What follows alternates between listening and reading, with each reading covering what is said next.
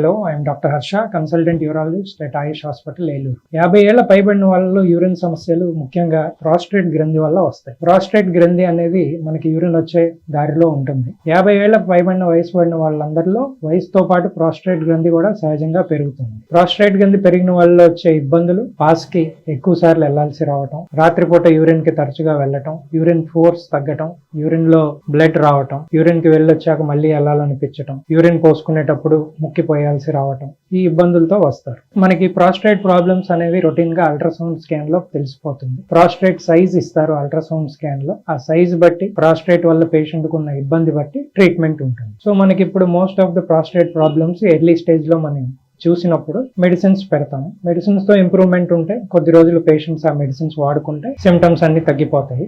లేదు మెడిసిన్స్ వాడినా కూడా తగ్గట్లేదు అనే వాళ్ళల్లో మనం సర్జరీ చేయాల్సి వస్తుంది. ప్రాస్టేట్ కి సర్జరీ అనేది ఎండోస్కోపీ ద్వారా కోత లేకుండా యూరిన్ ద్వారంలో నుంచి వెళ్ళి ఏదైతే కండ పెరిగిందో దాన్ని చిన్న చిన్న ముక్కల కింద తీసేసి మళ్ళీ యూరిన్ దారి వెడల్పు చేస్తారు. దానివల్ల పేషెంట్ సిమ్టమ్స్ రిలీవ్ అవుతాయి. ప్రాస్టేట్ ప్రాబ్లమ్స్ అనేవి అందరిలో వయసు పరంగానే పెరగవు. కొంతమందిలో చెడు రకంగా పెరిగే అవకాశాలు కూడా ఉంటాయి. అందుకనే ప్రతి హెల్త్ చెకప్ లో అల్ట్రాసౌండ్ స్కాన్ మరియు సీరం పిఎస్ఏ అనే ఒక బ్లడ్ టెస్ట్ చేస్తాం. ఈ సీరం పిఎస్ఏ అనేది మనకి ప్రాస్టేట్ వయసు పరంగా పెరుగుతుందా లేక ఏమన్నా చెడు రకంగా పెరిగే అవకాశాలు ఉన్నాయా అనేది ఎర్లీ స్టేజ్ లో కనుక్కోవటం కోసం ఈ టెస్టులు చేస్తాం.